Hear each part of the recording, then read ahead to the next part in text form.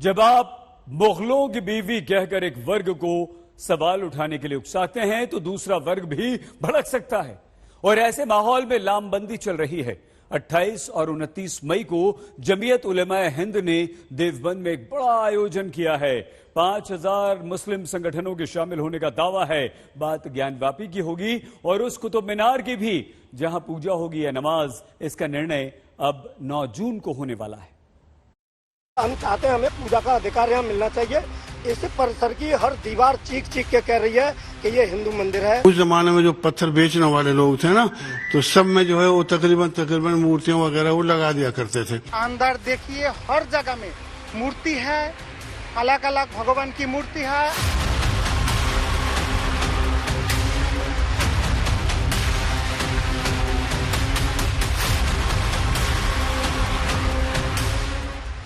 न जाने कितनी फिल्मों में, कितने सैलानियों के दिमाग में, न जाने कितने दिल्ली वालों के दिल में और इतिहास के कितने पन्नों में इस ऐतिहासिक धरोहर कुतुब मीनार की कहानियां हैं। यही कुतुब मीनार और इसके साथ लगी हुई कुव्वतुल इस्लाम मस्जिद में पूजा करने और नमाज पढ़ने के अधिकार मांगने का विवाद है। फैसला दिल्ली की अदालत 9 जून को करेगी।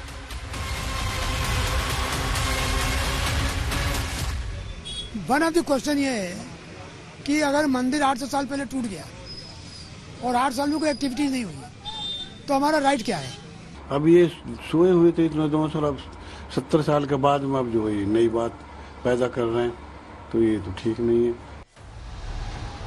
कुतुब मीनार में पूजा का अधिकार मांगने के लिए हिंदू पक्ष की तरफ से दिल्ली की साकेत कोर्ट में याचिका दी गई। मुस्लिम पक्ष दलील देने के लिए नहीं था। वजह ये कि दूसरा पक्ष एएसआई को बनाया गया, यानी भारतीय पुरातत्व सर्वेक्षण विभाग।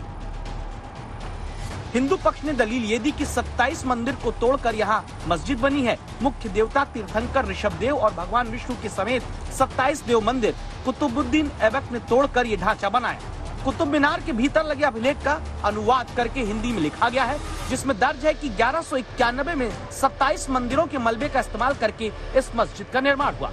हिंदू पक्ष की दलील पर एएसआई के वकील सुभाष गुप्ता का कहना है कि हाँ, मस्जिद का निर्माण 27 मंदिरों के अवशेष से हुआ, लेकिन ये साफ नहीं कि मस्जिद का निर्माण मंदिर तोड़कर ही हुआ। ये भी साफ नहीं कि मस्जिद के लिए मंदिर का मलबा वहीं से लिया या कहीं और से लाया गया।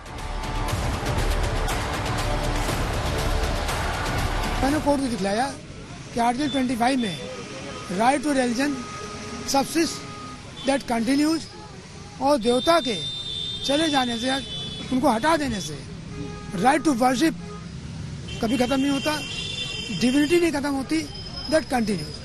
कोर्ट ने 9 तारीख को जजमेंट लगाया है। 9 को फैसला होगा कि हमको पूजा का अधिकार मिलेगा या नहीं। मालूम नहीं, बाकी हैं उसमें तस्वीर, वो खंबे हैं हिंदू देवताओं हिंदू देवताओं की। तो मेरे समझ में ये नहीं आता, उन्होंने इतनी बड़ी मस्जिद बनाई, बहुत बुलंद मस्जिद है। कुतुब मीनार भी बनाई और वो छोटे छोटे से वो दरवाजे से बरामदे वगैरह हैं वहाँ पे। तो समझने वाली बात है, इसको उन्होंने कैसे वहाँ पर बाकी रखा, क्योंकि तस्वीर जहाँ पर होती है वहाँ नमाज नहीं होती, यहाँ नमाज नहीं होती। हाँ जी, बिल्कुल नहीं होती। जहाँ तस्वीरें, मूर्तियाँ, अपने घर वालों की भी तस्वीर सामने आ जाए तो हमारा कोई भी जानदार चीज की तस्वीर को हम सामने रख के नमाज नहीं पढ़ सकते हैं, होएगी नहीं नमाज। हिंदू पक्ष की आगे दलील ये रही कि हम कोई कुतुब मीनार के भीतर मंदिर निर्माण नहीं चाहते, बस पूजा का अधिकार मांग रहे हैं। एएसआई के वकील ने कहा कि किसी स्मारक का चरित्र, चाहे उसे पूजा के लिए अनुमति दी जाए या नहीं, अंदाजा उसी दिन से लगता है जिस दिन से उसे स्मारक का दर्जा मिला। एएसआई की दलील है कि 1914 में जब परिसर उसके अधीन आया तब किसी को पूजा का अधिकार नहीं दिया था, लिहाजा अब भी नहीं देना चाहिए। क्या प्लेस ऑफ वर्शिप है या नहीं, ये उस दिन डिटरमिन हो जाता है जिस दिन वो मॉन्यूमेंट अंडर प्रोटेक्शन आता है। उसके बाद एक 60 दिन का समय मिलता है जिसके अंदर ऑब्जेक्शंस किए जा सकते हैं। अगर ऑब्जेक्शंस नहीं आते हैं तो जिस दिन उसका वो कैरेक्टर है वही रहता है। और इसी कारण हिंदुस्तान में बहुत सारे मॉन्यूमेंट्स हैं जहां पर पूजा होती है और बहुत सारे ऐसे हैं जहां पूजा नहीं होती। अदालत में कुतुब मीनार में पूजा का अधिकार मांगने की मंगलवार की सुनवाई के दौरान दिलचस्प बहस चल रही थी। जैसे हिंदू पक्ष वकील की तरफ से अदालत में कहा जाता है कि राम मंदिर मामले में सुप्रीम कोर्ट के फैसले को याद करिए, जहां एक बार देवता की संपत्ति हो वहां देवता की दिव्यता नष्ट नहीं होती। हमारे याचिकाकर्ता को संविधान के अनुच्छेद 25 के तहत पूजा करने का अधिकार है। एएसआई के वकील ने दलील ये दी कि पूजा करने वालों को अपने धर्म का अधिकार जरूर है, लेकिन ये एब्सोल्यूट राइट नहीं है। साथ ही Qutub Minar non living monument है। जब ये एएसआई के संरक्षण में आया था तब वहाँ कोई धार्मिक क्रिया नहीं हो रही थी। जस्टिस निखिल चोपड़ा ने तब पूछा कि अगर देवता पिछले 800 साल से बिना पूजा के वहाँ पर हैं, तो रहने दें। अगर मंदिर 800 साल पहले टूट गया और 8 साल में कोई एक्टिविटीज नहीं हुई तो हमारा राइट क्या है? तो मैंने कोर्ट को दिखलाया कि आर्टिकल 25 में right to religion subsist that continues, और देवता के चले जाने से, उनको हटा देने से राइट टू वर्शिप कभी खत्म नहीं होता, डिविनिटी नहीं खत्म होती, दैट कंटिन्यूज।